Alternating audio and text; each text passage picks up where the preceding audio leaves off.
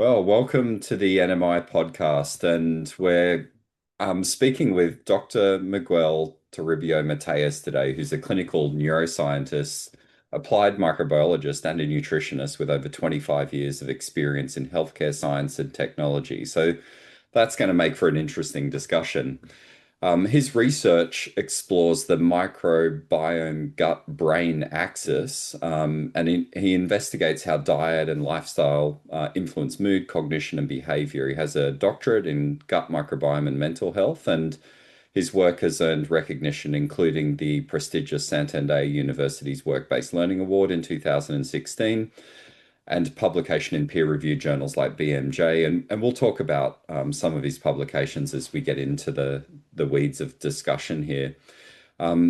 Dr. Miguel has led transdisciplinary research projects designing and overseeing clinical trials that examine the role of nutrition and psychiatric and neurodevelopmental conditions.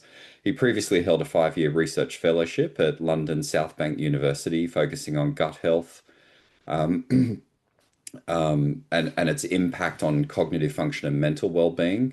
Currently, he's part of a multi-center team evaluating natural approaches to ADHD, that's attention deficit hyperactivity disorder, management, and holds a honorary research fellowship at Cardiff University School of Psychology.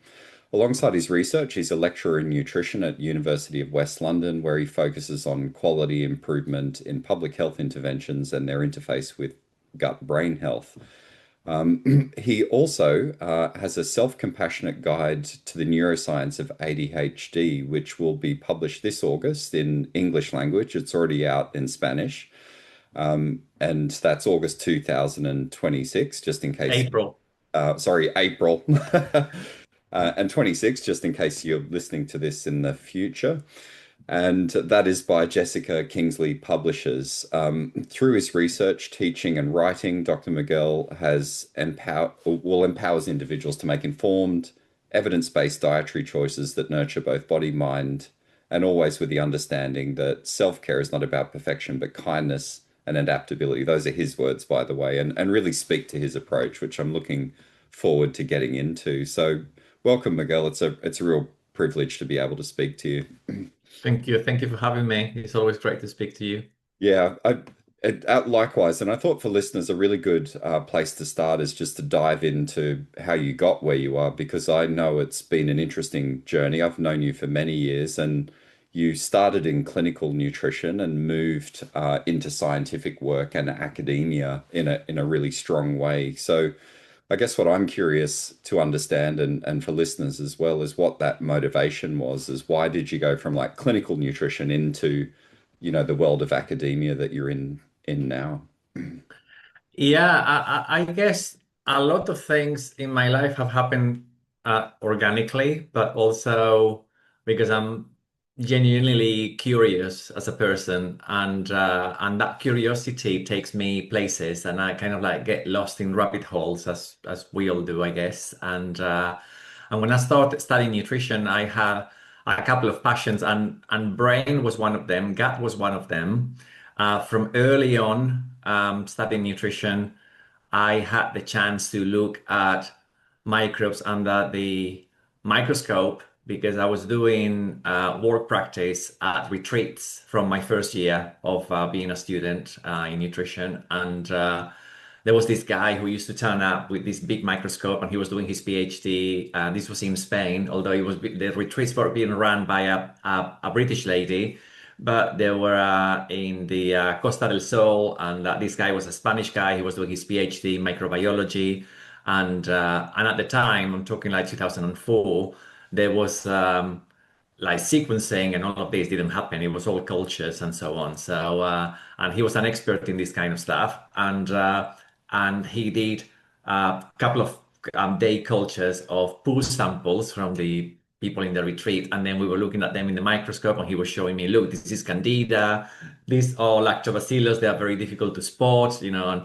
all of this, and I was quite fascinated. So that was kind of like my first kind of exposure to the microbiome, and the moment that I could use testing for the microbiome, I was there, like using it, whatever was available, because I thought that was just so powerful that you could measure what was going on in your gut and it changed according to what you were eating. So I was fascinated by that, and also the brain. And I think when I finished my nutrition degree and I started practicing, I thought I want to know more about the brain, and I want to get like deeper insights. And at that point, I was really interested in aging, and I was thinking about doing something around aging and Parkinson's or Alzheimer's and cognitive decline. And Bredesen was kind of like around at the time a lot in the UK, and I was quite attracted to this kind of like way of working. And I did this A4M thing, certification, which is a bit like IFM, but it's more for doctors typically in the States, and it's hugely expensive, and I had to go there several times and do exams, and I got board certified in aging medicine, whatever that means, and in Vegas of all places, and I still have the diploma somewhere. And I thought, well, this is great. And there was a lot of brain stuff in there, a lot of energy in the brain, and mitochondria in the brain, and different types of neurons. And I was fascinated, and I thought, I want to go deeper into this. And that's when I thought, okay, what are the pathways? Do I go deeper into this as in a therapeutic way that takes me away from the nutrition world, and I go more into the psychology, psychotherapy, which is something that still intrigues me a lot? Or do I go into the more neuroscience that I could maybe like combine with the nutrition? And I decided to do the neuroscience. Sometimes I think why, because I still like the idea of the psychology, psychotherapy route. The older I get, the more kind of careful I am not going into another rabbit hole and spending 5 years doing another degree for what exactly? Why do I need another degree apart from my own interest, of course? Yeah. But Yeah, I think I also made the decision on the basis that I thought, okay, if I want to do the whole route of doing psychology based on whatever area and then doing a doctoral degree on that and all the clinical practice that comes with being a doctor in psychology, that takes a long time. Although I ended up taking the same amount of time to do what I did in the end anyway.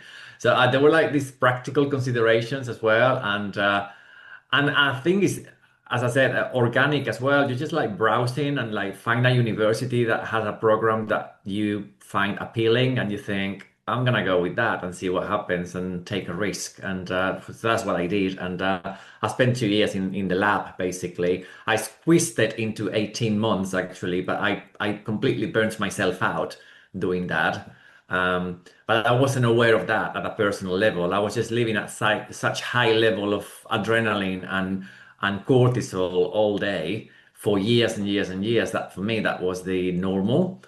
So going from one place to another, carrying. I've got a friend, and well, various different friends in this world, and we chat about what we used to do like 15 years ago, and you remember when we were running up and down Harley Street with our Tanita scales, like measuring people's, fat levels and stuff like that. And I would do that and then go to university and like carry my Tanita scales in a bag and go to university and then do another couple of hours at Harley Street or whatever. And like, all of that was like part of my day. And I think I was just living on the adrenaline of it all. And as I changed into, and I was working as well at the time. So I was, again, when you're an adult and you're doing things in your life as well as studying, the two things, the two streams of, life and studying, for some people can be very different. But for me, I wanted to like bring them together, which is why I wanted to do a route to becoming a doctor that was not so much a traditional PhD route where you have, a molecule that you're investigating and you spend 5 years completely laser focused on that and you ignore everything else. I wanted to take into account what I was doing in the world. And at that point, I was looking at doing that. I had like so many different interviews with universities, thinking about, do I do it here? Do I do it there? What is the opportunity here?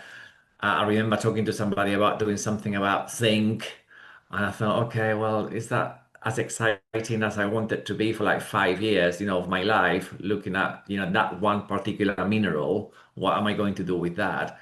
And there was another opportunity to do something along the lines of what Bredesen was doing, but then the opportunity for me to do a PhD in that would have been on a tiny little molecule that was related to the development of all MCI and Alzheimer's.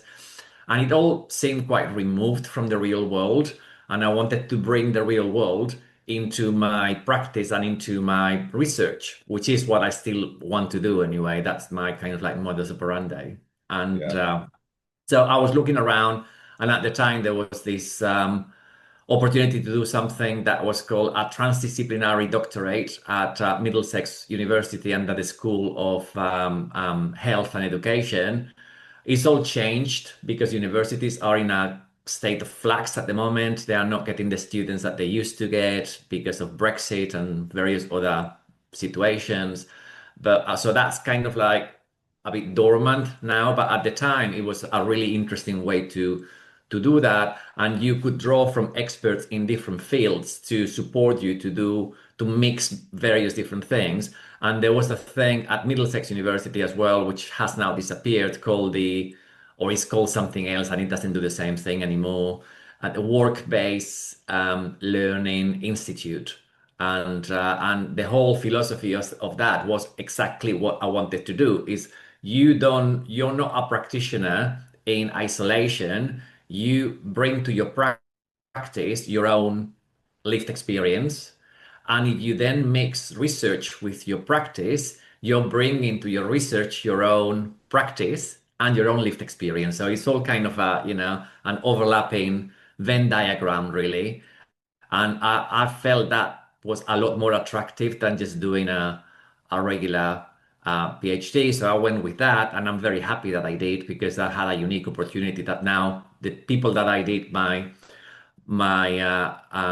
doctorate with have now retired. It was basically a one-off opportunity that I had to do it. I didn't see it at the time because I just thought, okay, well, that's available to me. But now I'm so grateful that I did it, because it was incredible, and I felt really well supported. So it's the same thing. I did the research methods, and I did research proposal on different stages. It's exactly the same as a PhD. It's exactly the same qualification. It's called a professional doctorate instead of a PhD, but it's exactly the same thing. And and yeah, and the whole idea was to bring together things that you were doing in the real world to your research, as opposed to have additional hypothesis or like a specific hypothesis that you were focusing on. So it was a lot more flexible in terms of like saying, okay, well, I'm doing some trials at South Bank because that's where I had the fellowship. Can I look into bringing some of that into my research here at Middlesex, and kind of like the overlap, thinking about what am I doing at South Bank that I can bring in.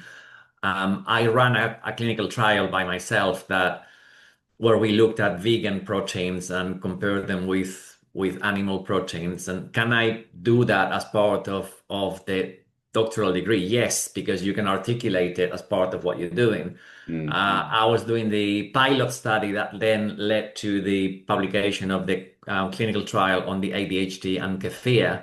And this goes back to the conceptualization of this, going back to 2018, and thinking, can I bring that in? Yes, because you're basically doing what a doctor should be doing. A doctor in research, basically, you're conceptualizing a study, thinking about the pros and cons, the inclusion and exclusion criteria. You're thinking as a researcher, but you're bringing your own lived experience and your own expertise in fields that maybe other people don't have as well. Yeah. And that was the whole thing about going across disciplines and across your own lived experience that allowed me to do that.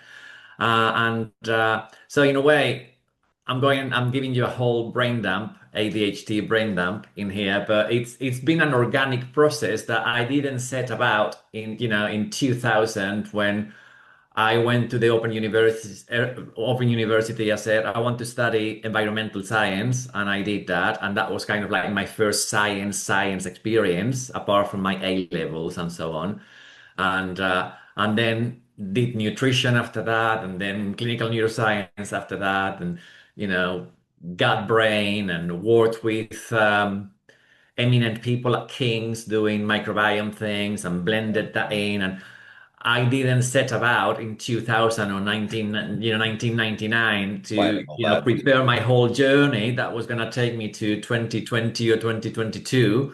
It's just happened, but I'm just so curious and really interested in certain areas. And I think as I got to know myself better, I can understand how I just hyper focus on certain things that allowed me to do them. And then when I think back, how the hell did I do that? I just haven't got a clue how I did it. How did I kind of like forgot the process now, how it happened. But when it happens and you go into flow and I go into flow, anything is possible. And I think that, if you have an interest in something, for me, that's the main thing. And I'm just a curious person. I'm just Yeah. I enjoy dealing with information and like absorbing information. And I think that's, the journey's incredible. Firstly, thanks for sharing it. But I think the other thing it painting the picture of that journey does is for listeners is gives them a bit of context on the way you approach things. Like the way I see you as an outsider is, I'm not in your brain and I haven't been firsthand in your journey, but you're an incredible synthesizer, and your work is very much transdisciplinary and translational as well. So thank goodness to all of us that you didn't spend 5 years looking at a molecule, because I think one of your real strengths personally is that ability to translate complex topics and science into things that have real world relevance. And if you were stuck in a lab looking at a brain molecule involved in cognitive decline, or zinc for that matter, things could have turned out really differently, and the listeners on this show would have lost something, I think. So it's wonderful. And related to that, I wanted to for people listening too, just give them a bit of context on the type of research that you've done. You've spanned really diverse topics through neuroscience, the gut-brain axis, public health, food-based intervention trials, which you've just mentioned, a couple, attention deficit hyperactivity disorder, and also person-centered care is by itself a unique focus of your work. And what I'd like to know is, like, from your perspective, what would you say the main themes of your work are? Because to an outsider, there's a lot of diversity there. Yeah, true. So I think nutrition is there underlining everything. So from whatever angle you look at what I've done, there's always been an element of food in there that's going to have an impact. And so the only thing for me that I try to maybe not say nutrition as the first word is because nutrition is just so polarized and there's so much opinion in nutrition that if you say the wrong word to the person whose beliefs are completely around, I don't know, carnivore diets or ketogenic diets or low carb or high carb or intuitive eating, or there's just so many school of thoughts, and each of them have got valuable things and things that I may not agree with. So it's if you if I just say to somebody I research in nutrition and I happen to say something that they don't agree with, then I'm kind of like thinking, ooh, there's already going to be friction there. Whereas that other fields are actually a lot more neutral. There's Yeah. always politics. There's always going to be a certain amount of politics in all fields. And in academia, there's a huge amount of politics, and in publishing and everything else. But yeah, I think there's so much you can argue about a process that happens in a neuron as to whether you agree with it or not. But the amount of discussion there is as to how something that is quite clearly happening at a biochemical level in nutrition, seen from two different people with different belief systems and what they believe that is actually happening and how they see it, the disparity can be huge. Mm, So that's why I kind of like I put nutrition almost through my to the trauma of experience around that from different situations that I've been in, yeah, organizations that I've been part of, teams that I've been part of, and so on. I kind of like put it to one. I hide it under other layers, so it's not the yeah, first thing that comes up. But nutrition certainly and food is there because I think it's fundamental. yeah. I mean, that makes a lot of sense as like as an underlying thing, and it's funny like hearing you say that too. It makes me realize how different nutrition science is from other scientific fields. Like it's incredibly nuanced, incredibly personal, and Yeah, and the layers of it range from like public health through to personalized medicine through to um, you know, into individual variability, into, psychology. yeah. So there's a lot of argument to be had, basically. Completely, yeah. And I Yeah. used to think, and also I've evolved as a person, and I used to have belief systems that no longer hold for me. And Mm. if I go back probably 20 years and you tell me about public health nutrition, I would have said, "What? What is public health nutrition? Why do we need guidelines that apply to everybody when I know exactly what I need, and I'm going to have like 5 tests, and I'm going to have a super personalized plan that I'm going to have, and everything else." Whereas now I actually see a lot of value in public health nutrition because I think most people can benefit from just rock solid guidelines that they can follow. And sometimes when we are within a community with a certain belief system, it's easy to just think that that is what applies to everybody else. But then the reality is that when I see work in the community, for example, so now when I'm teaching master students around quality improvement, which is about designing and implementing interventions in the community, and it's basically public health. So, it could be working with charities, it could be launching a nutrition campaign, it could be developing a pilot study for a particular condition based that is going to apply to, again, like a community setting. And you think a lot of people in the community don't know. We assume that they do because we live in this world where we kind of think, okay, we know about all these matters. We have a certain understanding of how biology and nutrition interact. We have our own belief system that might be, I believe lower carb is better or higher carb is better or whatever. And we assume that everybody in this little niche that we inhabit is going to kind of share the same thoughts. And then you go out and you talk to somebody in the real world who has nothing to do with nutrition, nutritional therapy, nothing.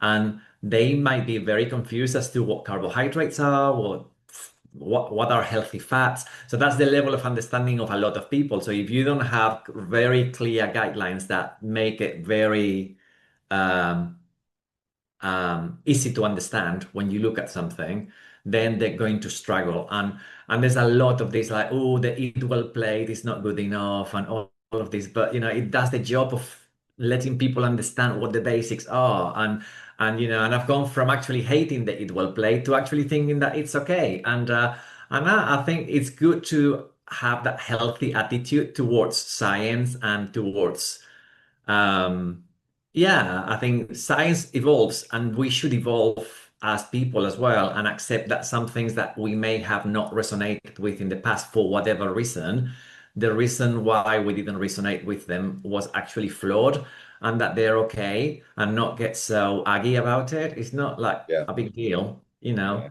you, No, I think you're right. It's like just in my own personal experience, I find this field is just one of the key fields where you want to sit on the fence because yeah, everything's in flux and changing all the time. And yeah, you articulate it beautifully. It's not just the science, it's also our own belief systems yeah, and dogmas and things. They're all in flux and exactly. it's so Yeah. variable. Yeah. Absolutely. Yeah, I'd rather be a bit more conservative than be too out there on the basis that as well in the process of becoming a scientist and now actually a lot of what I'm doing at the moment is supporting master students to go on to their PhD and supporting PhD students. So I really enjoy that because it's like they keep me on my toes because they pull me up on things. I need to be updated because Yeah. otherwise I just, if you just say the same crap every time, then you just become the obsolete Dr. Miguel. I don't want to do that.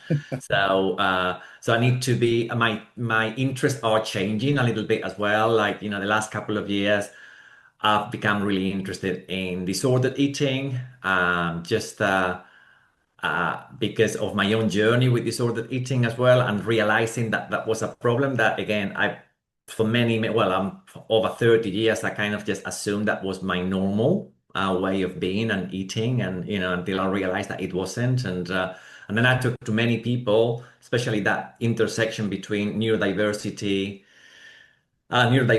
like ADHD, autism, various different flavors of neurodivergence and disordered eating. And I realized that they have similar experiences to mine. And I think, wow, that's actually really interesting. So Mm, developing a framework that helps me understand as a researcher, but also that could help clinicians is something that I've been developing for the last couple of years. It's been something that I've been doing kind of like, under the hood.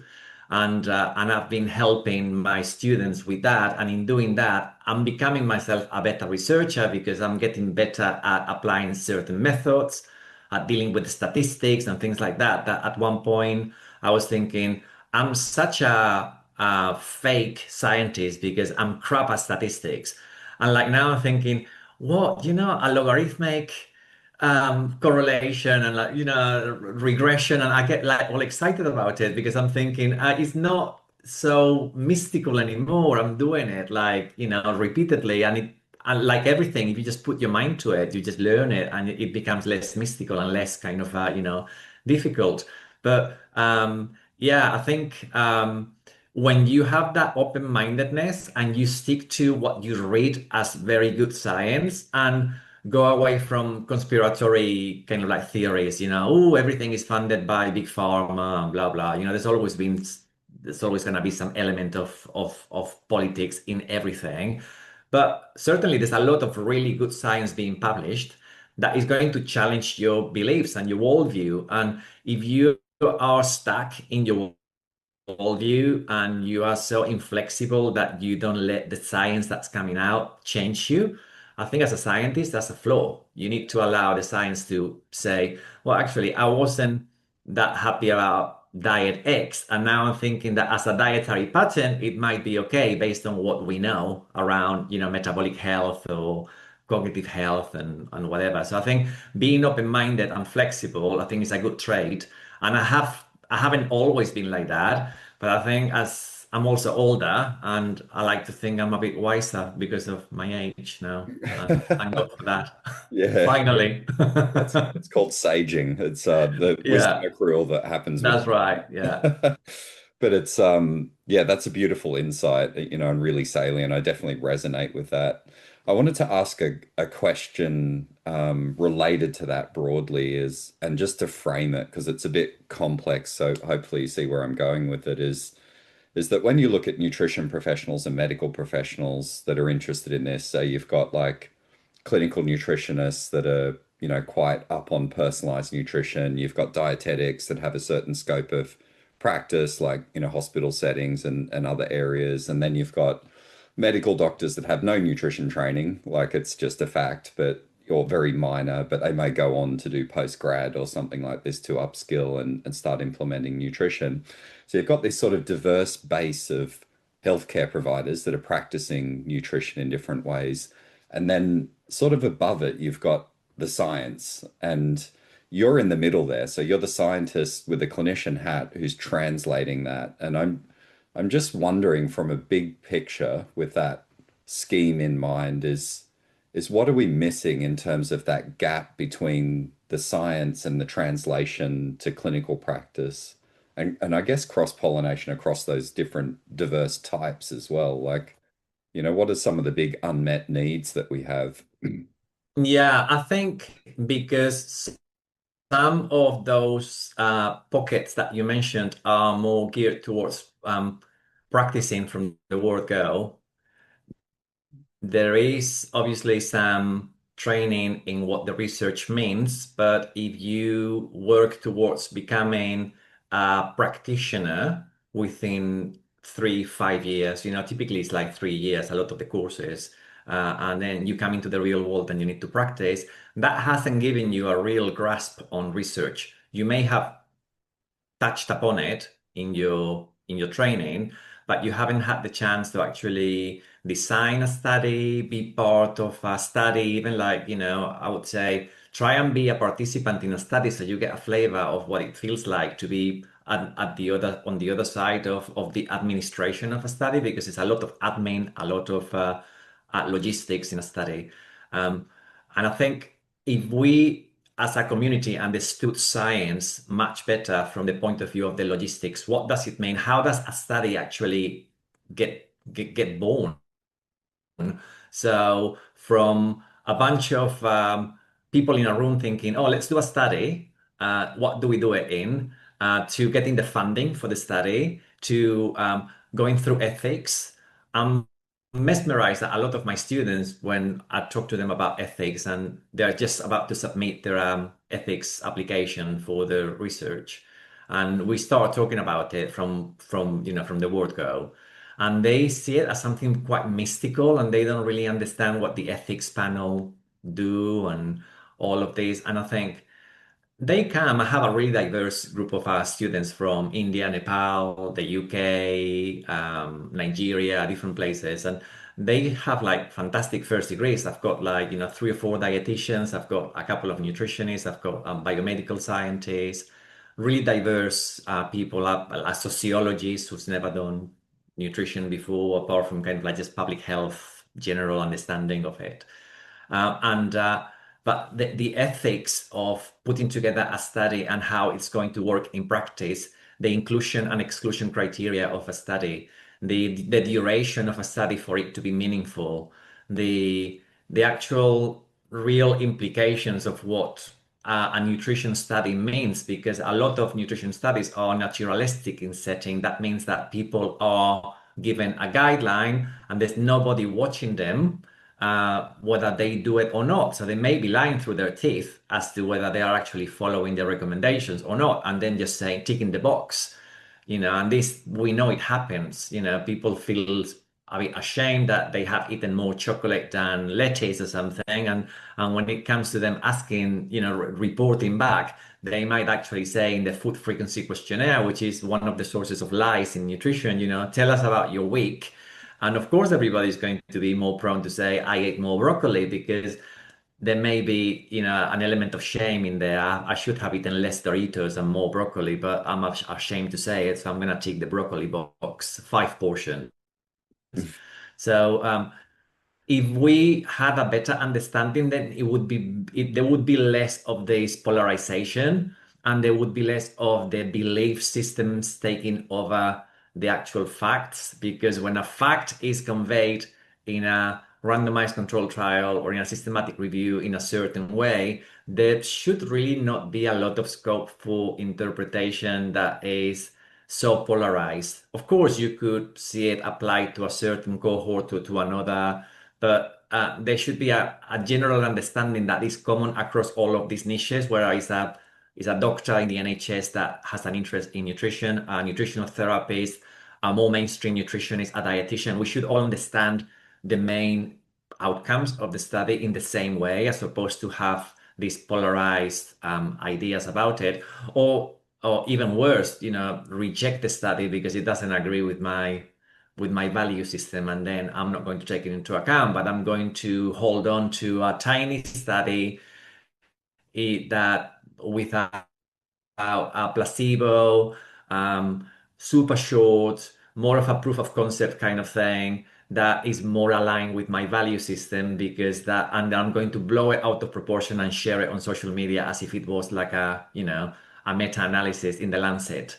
And I think if we understood science a little bit better, and the politics of science, what it means to be funded by X or Y, and all of these things, and if that was taught better, which is why I took on an extra module in the masters that I'm teaching now at Uni of West London, and I'm delivering a research methods module now, where also I make a lot of fuss about understanding both quantitative and qualitative research as well. So we understand the richness of qualitative research, but the preciseness of quantitative research and how they can be combined. And the best studies in nutrition combine the both elements.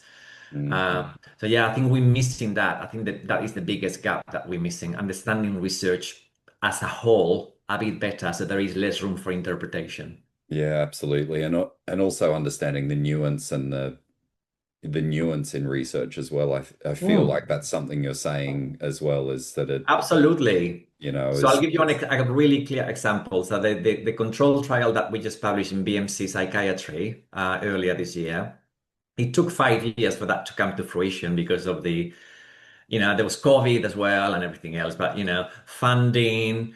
Um, I don't get paid to publish. It's like, you do it like academics do it out of the kindness of their hearts. I mean, some are pushed more to publish by the universities than others. Some we come together because we have an interest and we happen to get a grant and we do it because we want to do it. So we're contributing to science in a way that is quite selfless. People actually don't get that sometimes, and they think I was attacked on social media when I went to a podcast, and I got a lot of backlash from people saying, "Oh, but you've worked with kefir before." Somebody was saying, "Oh, he's involved in a company that sold kefir," which I wasn't because I had left, a year before anyway. And it's almost like I was getting shares in kefir by doing a study in kefir. So that's one thing. Conflicts of interest could be real, but they also can be silly. And that in my case, it was a silly thing. I'm doing it because I wanted to contribute to science that helps people with ADHD. yeah. And also, people with ADHD can range from children to adults. And the fact is that the studies are done in a very tight context to test a hypothesis, and they don't apply outside the tight context necessarily. So you can be adventurous and say, okay, well, how safe is kefir? Probably quite safe. It's a food. It's fermented. It can bloat you if you are very sensitive. Okay, if you feel that, don't have it. It's like tomatoes. Some people like them, some people find them acidic and they don't have them. It's as simple as that. They're not going to kill you. Um, so some people say, okay, well, oh, so does this mean I need to take kefir? And then they freak out because they are 37, they've been diagnosed with ADHD, they don't like kefir necessarily, but they now feel that they must be taking it, otherwise they are missing out. I'm saying, no, love, just read the paper. It's 8 to 13-year-olds, and we tested that hypothesis around sleep, particularly, and potential changes in the microbiome. Okay, maybe some changes in ADHD symptoms overall, but it doesn't mean that now because you've got ADHD, you must be taking kefir because we found something vaguely positive. Otherwise, you're missing out. You may not like it. You're outside of the cohort that we tested, which unlikely, but typically, it could mean that if you are 37, it may not work for you the same as an 8 to 13-year-old. That's what we tested. We cannot extrapolate it to a 37-year-old. That would be, you know, in the greater scheme of things, is not extrapolating a cancer drug, outside the cohort where you've tested it. So, it's a food, but still you cannot extrapolate that. And all of those things are the nuances that you're talking about that people miss out. And I think if they all had like a real lecture, I think like science sometimes can be so mystified and it's like difficult. And I think like a lot of the teachers, the professors, high level that might actually just thrive in making it complicated so people don't understand it so much and they feel like they are kind of like great um um Yeah. standing in their ivory tower. I'm not saying everybody's like that, but I have met a few like that you just make it all quite complicated and you come out of the lecture and you think, well, I've heard so many big words and it was fascinating, but I'm not none the wiser as to how everything works.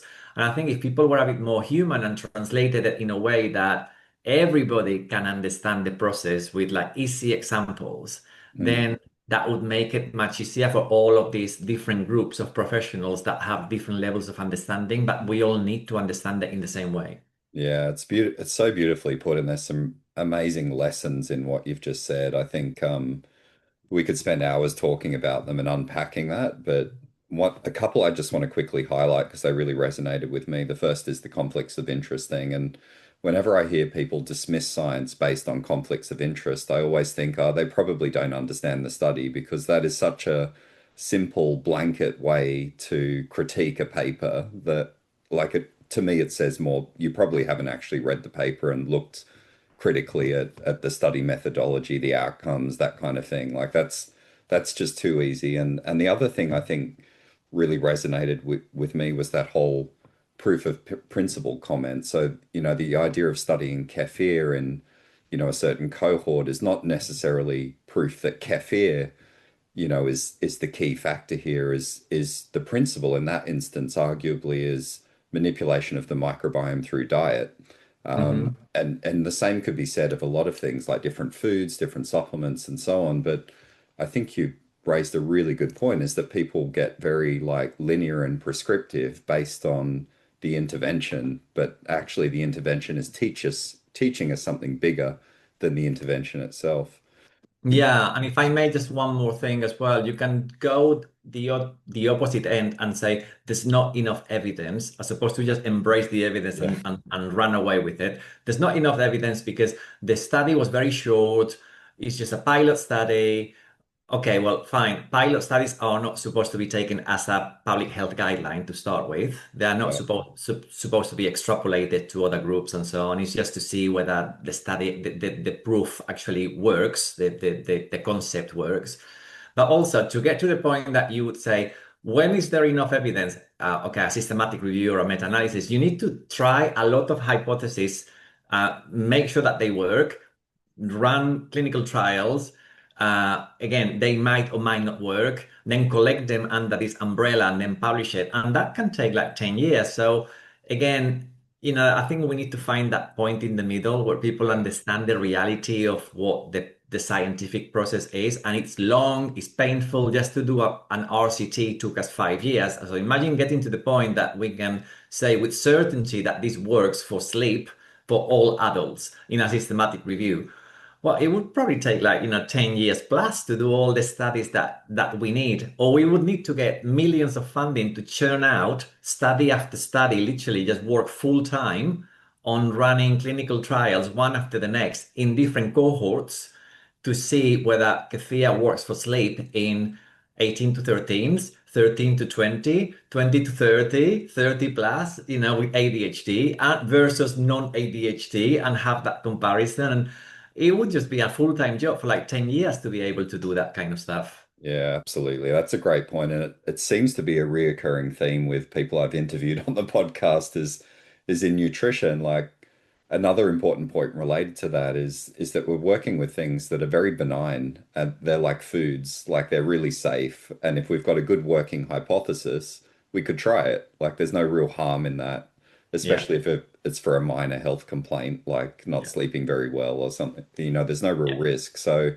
in that yeah, sense, there is enough evidence. Like we've got a good working hypothesis, we've got some, exploratory clinical evidence suggesting it might be useful, and it's really yeah. safe. Like, yeah, Exactly. It's not like you're trying to cure like some rare disease with high level lycopene or something and yeah, having the equivalent of like 10,000 tomatoes in a capsule. So that exactly. would be a completely different kettle of fish. Definitely. Yeah, it's a good point. So let's talk about your book. So in April, you've got this book on ADHD coming out. Can you tell us broadly what that's all about? Yeah, so it's called ADHD Body and Mind, and the whole premise is that it's a neuroscience-based book, but I've made it into what we were talking about initially. This, is not just a book that exists outside of me. I am in the book, and the book is me in a way, but it's not the Miguel book. It's not all about my life. There's over 450 references throughout the book that are woven into each of the chapters.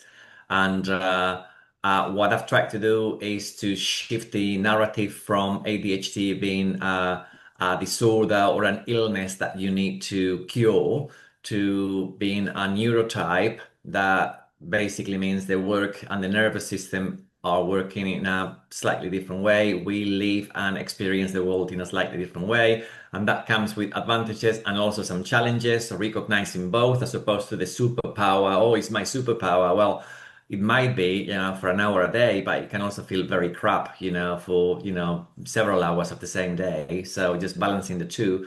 And it goes into the neuroscience of ADHD, again, not taking it out of the brain as well. So not just the brain, the nervous system, because the brain is part of the nervous system. And I think we just kind of like isolate the two in a way that is kind of feels fake. So I wanted to bring the fact that ADHD is a whole body mind experience, and you feel your ADHD in your digestion, in how your bacteria work, which is part of the gut-brain axis, in how your nervous system reacts to rejection, to stress, to different emotions, and discuss those in scientific terms, but also in a very approachable, accessible manner. And I go into the gut brain and nutrition with a framework that discusses how to tackle nutrition and food choices from an ADHD perspective that is very kind and not based on big protocols that, with the best of intentions, you might want to follow, but then you haven't got the cognitive capacity on a particular day to even like think about getting dressed and brushing your teeth, let alone following my 10 steps every morning, which are take 20 supplements, make this chicken broth that takes 2 hours to boil, do this, do that, do that. And then basically just looking at it, you're exhausted and you're already burnt out. So, from experience and experience of many other people with ADHD, that is a reality.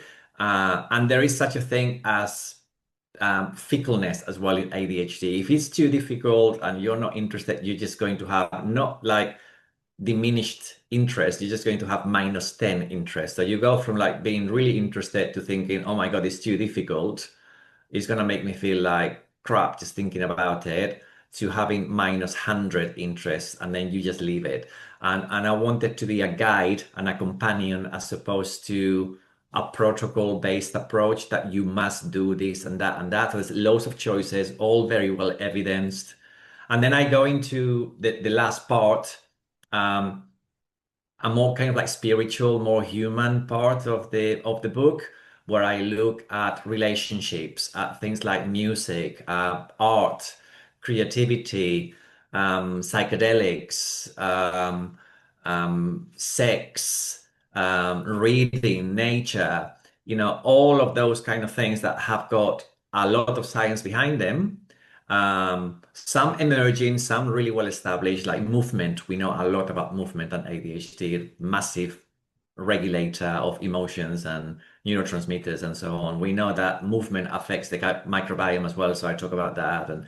But it's that book, that part of the book is softer, it's more human, it's more about how do you integrate all of these things into rituals that can be part of your life, and that if you don't manage to do them, okay, so waking up in the morning and looking towards the sun, or getting light exposure is going to be fantastic for your dopamine and your noradrenaline, and it's going to help you reset your circadian rhythm. If you miss out one day because you are more sleepy and you don't manage to do that first thing, or you've got a meeting first thing and the first thing you're going to see is blue light from your screen, has that cancelled out all of the benefits of the other days that you managed to do it? And then are you going to self-sabotage from that day on because you haven't managed to stick to your protocol? It's not about that. It's being aware of how things are going to make you feel, knowing the science behind them, and then making a choice. What do you do? Does it fit with your life? Does it make you feel good? And I think that's why the book really is for adults with the capacity to reflect and to stop for a second and actually see how things feel in their body as well as in the head, because we're very much in the head all the time. And I want people to go back to their body a lot. So in every few pages, you'll have an exercise that is a pause to reflect and to write something down, or to simply close your eyes and put your hands on your belly and your chest and have a few breaths, or to do some humming that I'm a fan of a fan of. And all of these kind of like very practical things that are free. They take a few seconds. They are not mandatory.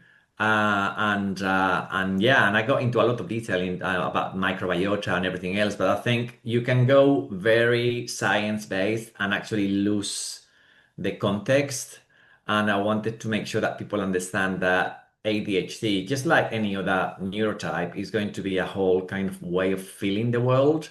And if you just focus on just trying to manage the microbiota, you're missing out on that context. And the context involves the person and what it means to be a human being, which I think is spiritual as well as scientific.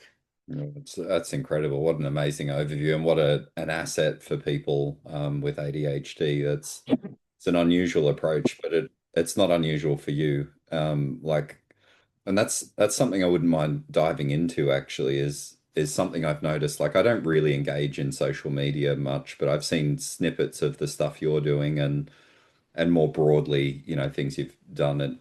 I'll just mention briefly the reference to humming there is that for listeners, Miguel spoke at the Nutritional Medicine Institute Summit last year in London, and had the whole room, like hundreds of people, engaged in this vagus nerve activity that felt really spiritual. That was really amazing.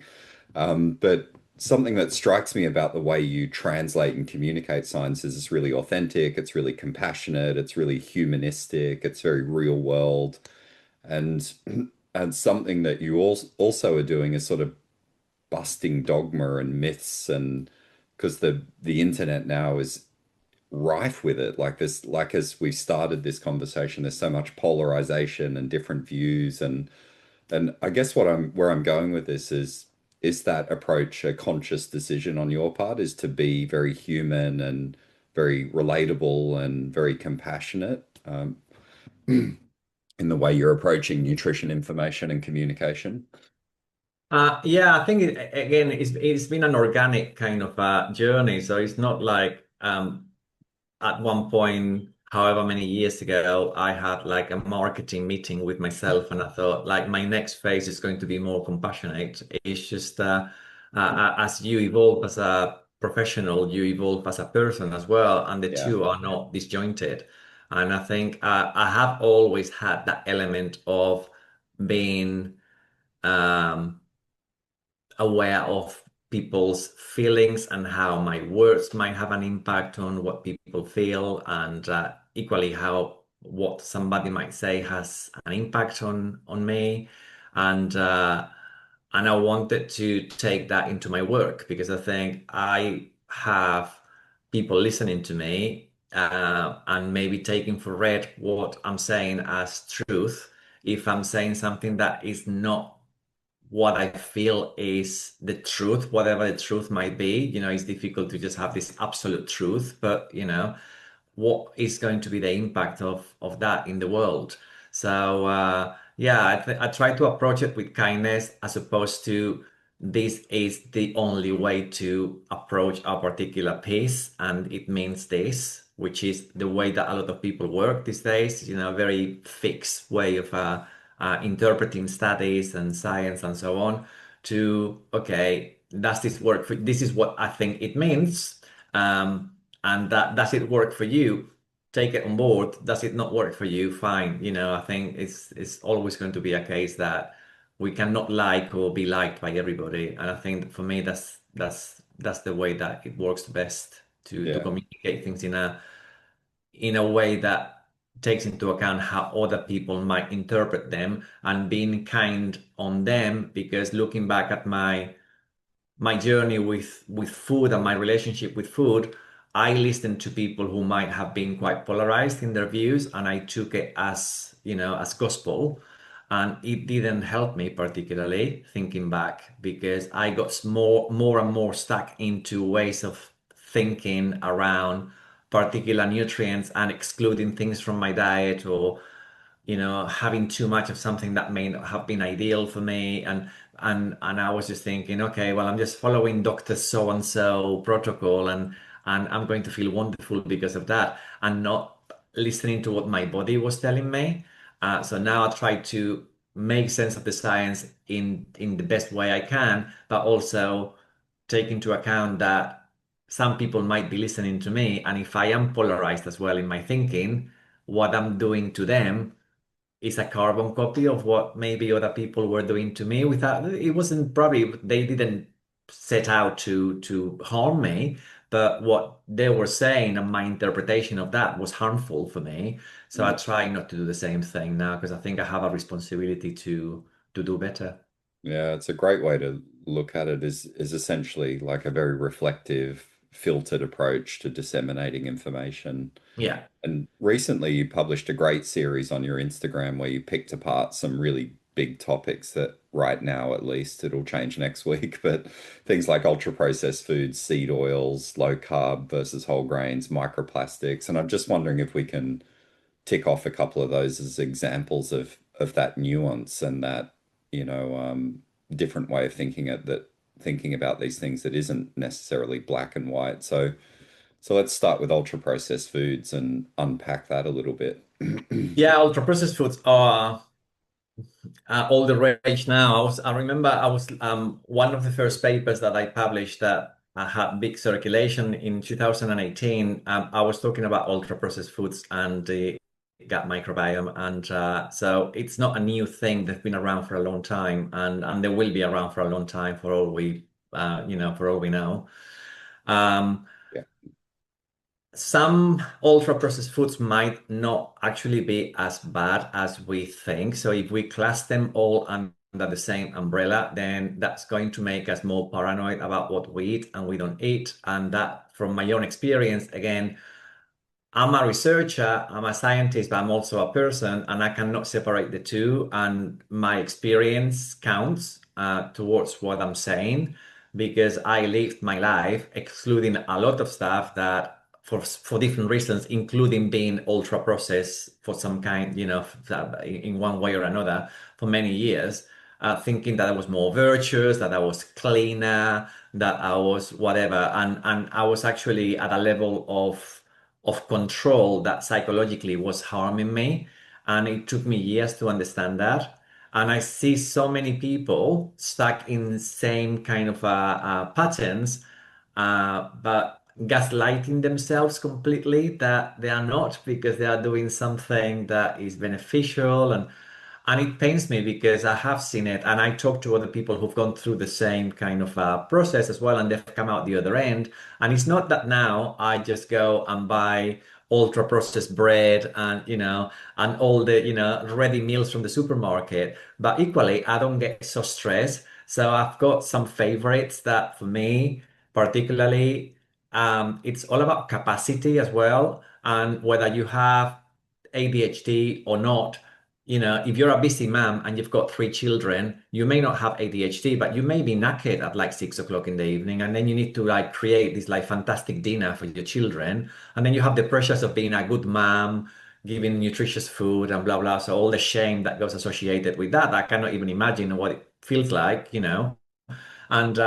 And suddenly you feel bad because you're giving them fish fingers and they're like ultra processed, or the breadcrumb in the fish fingers has got soy lecithin. Oh my God, like lock me up and throw the key away. Is that what is the impact that that's going to have in your life having that a couple of nights a week? What is the impact that having a ready-made vegan burger that might have, 10 ingredients and might have a bit of cellulose in there? Okay, we know cellulose is not ideal for the microbiome, but if you happen to be knackered a couple of nights when you've just had a really long day, and the easiest thing for me is to put a burger, vegan burger in the plant-based burger in the air fryer. 10 minutes later, I've got that. I open a tin of beans and I put a bit of curry or miso, and literally I just stir fry it in a pan that happens to be not like a titanium pan of like 300 pounds cost. It happens to be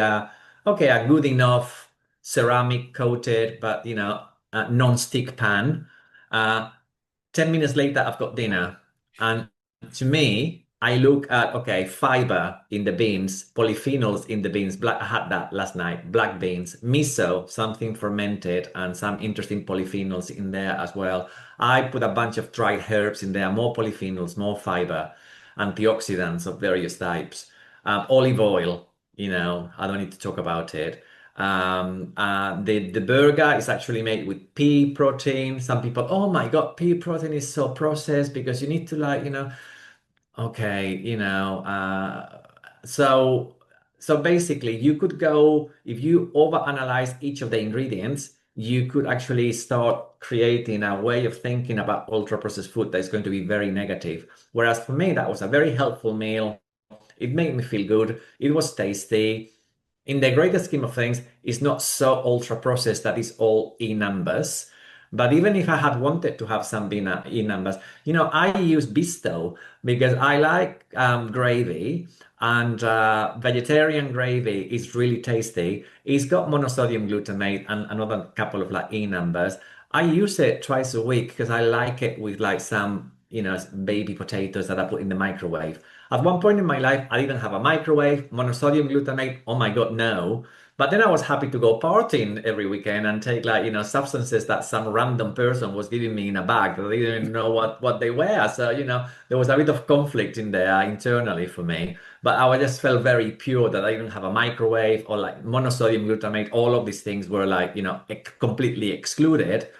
And I see so many people doing that. And I think weigh out the benefits of what you're actually having that is beneficial for your body and the potential, negative things. Of course, we know that if you using a pan and the Teflon is completely scratched, that's not ideal. Get a new one, and they're only £10 or something like a Teflon pan.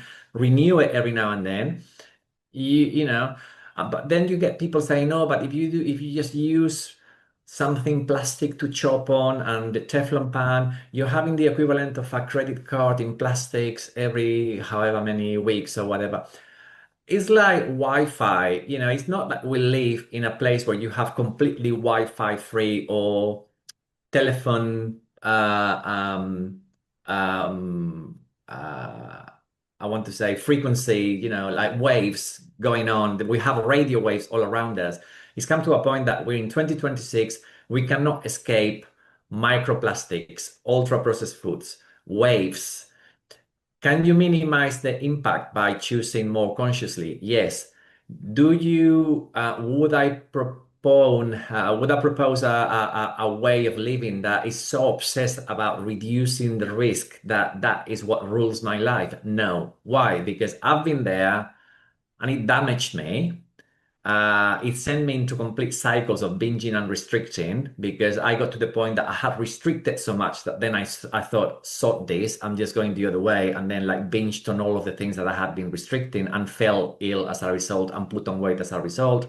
And then felt bad and then went back to restricting. And I was like that 30 plus years of my life. Mhm. And looking at the suffering that I had throughout that process. And it's also really well reflected in literature as well, like people who do that kind of thing and live by controlling, trying to control everything, that level of neuroticism around food. It's a thing, it's reflected in science. Mm. It's not a healthy thing to do. So I tried to communicate things in a way that, okay, yeah, microplastics are a reality. Are they damaging? Potentially, yes. Have we got conclusive evidence that they are doing something specific to any particular organ in the longer run in human trials that are long enough to know what they are doing? We don't yet. Am I a fan of plastics? No. Am I going looking for them? No, but try to escape them. Everything comes in a plastic box, in the supermarket. It's like very difficult. Do I want to go to the greengrocers that only sells things in a paper bag that is going to take me 15 minutes more to drive there to do that and do my shopping like that? If I had the luxury of the time and everything else, maybe. If I had, but at the moment, if my supermarket has something tasty in a plastic bag, I'm not going to stress about it Yeah. because if I have the mindset that it's okay, probably I'm going to do less damage to myself than if I stress about it so much.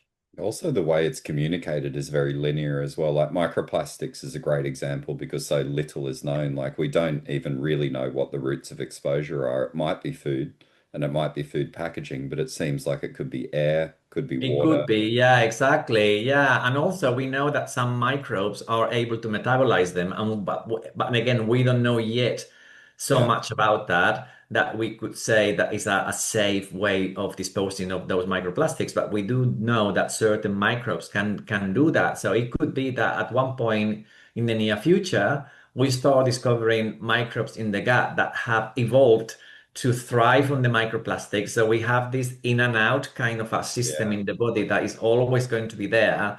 that'd be Um, it's like the liver and the kidneys are there doing something as well. like And plastic digesting kefir, maybe. yeah, and also we could always be quite kind of like fatalistic and say, oh, we have a lot more X, Y, and Z conditions than 30 years ago. But do we, in real terms? And 30 years ago, didn't we have a lot more plastic? I think that there was even more plastic 30 years ago. Everything came in plastic as well. It's not like plastic is a new thing. We have plastic bags, like, single-use bags, a lot more. We had plastic wraps, your ham and your cheese and everything else came in plastic. Ready meals came in plastic. Fruit came in plastic. When I came to the UK in 94, I was shocked because I came from Spain that, had markets where you just picked up your apples and put them in your bag.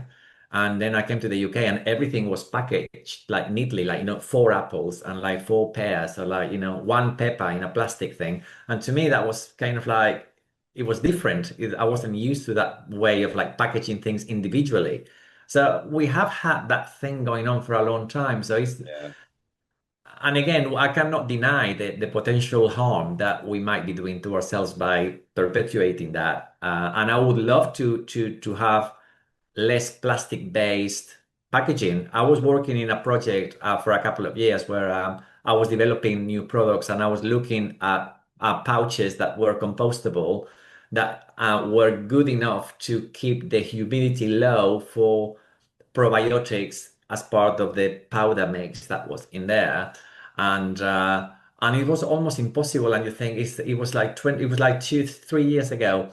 So it's recently that I was doing that, and we are aware of all these things. Instead of actually freaking out so much, new things will come up, yeah, that new inventions will come up that will allow us to use. I know that there's coconut fiber that they are using for plastics now that is completely biodegradable. There's algae, there's like seaweed they are using for plastic bags as well that are completely biodegradable, and bottles as well, corn yeah. for bottles. So there will be a point that policy will change, and we are in such a moment of flux right now that I think the least of my worries is microplastics. Looking at the news today. Yeah, yeah, that's true. Yeah, no, that's a great insight is like that nuance and context in some of these issues and how to sort of internalize and take that into your life. And related to that, I wanted to finish with a bit of a takeaway from you is, and the question I guess I want to frame is like how would what could health providers do who are confronted with new nutrition misinformation, confusion, dogma, etc. Like what are some like sort of key takeaways in helping them and their patients, I guess, navigate, this world of nutrition? I think always try and think, how could I see this from somebody else's eyes, and what is the impact that my interpretation of this is going to have on somebody else? Because if you are in clinical practice and you're going to convey the results of a particular study as part of your judgment as to how that person should eat or not eat, or a program that you're giving them, supplements, whatever, um, it's a lot of responsibility. And if you haven't got that cognitive change, from a month to the next based on something that is new and that you should be embracing, then I think there's something in there that is not going to work. So try to keep an open mind. and try to be reflexive. So how do I reflect on my own way of working as I go along, which is something that you could journal as to how I've read this paper, how did it make me feel? Did it conflict with my own belief system? You can write about that and journal about it or talk to people about it. I know that many of these niches that we talked about have supervision groups and they have like peer groups that they meet and they talk about things. I think it's healthy to rather than actually be an echo chamber and just say yes to pull people up like gently, not just call people out and in a nasty way, but what do you mean by that? And could you explain that better to me? And genuinely be more candid about not knowing things, because I think if you feel ashamed of not knowing and you don't ask and you just take things for granted, as opposed to just say, sorry, can you explain that to me again? Because I don't genuinely don't understand, and just be vulnerable about it so you can get an easier explanation. I think that's good as well, because what I see a lot of is people not showing that humanness so much and kind of maybe because they are scared to show that they think, oh, I don't know enough about this, and people are going to think I'm silly or I should know about it. But I think it's better to be honest and actually just educate yourself, and being vulnerable is part of that, as opposed to just say, oh, yes, I know about that. And then your conclusion about a particular piece is completely flawed based on what you knew. Yeah. So it's just challenging yourself and being open to new things coming up and being flexible. Yeah, it's a beautiful takeaway, I think, for people and some great ideas and thoughts to meditate about and yeah, implementing reflective practice, feels really important and grossly underutilized, as well as peer support groups discussion and just healthy challenge. Like it feels like that's a problem in today's world. Everything so feels, at least if you look at the media, looks so polarized. We've lost the ability to just debate and discuss and, you know, and talk about things that, so Absolutely. Yeah. yeah, so we'll leave on that. It's a great takeaway for people. I want to thank you for your time. It's been a really insightful, informative discussion. I'm sure listeners will get a tremendous amount out of this, especially I think the nuance in like navigating nutrition science, its translation, interpretation, and relevance to clinical practice. So, really, really beautifully articulated from you and some great takeaways. And we'll link listeners back into your work in the notes that'll be published along with this. So we'll link back to your book, website, social media, and some of your publications as well. Thank you. And thank you again for your time, and thanks from listeners too for all the great work that you're doing in this field to advance it and bridge the science down into the real world and change people's lives. Thank you so much, Ben, as always. Pleasure.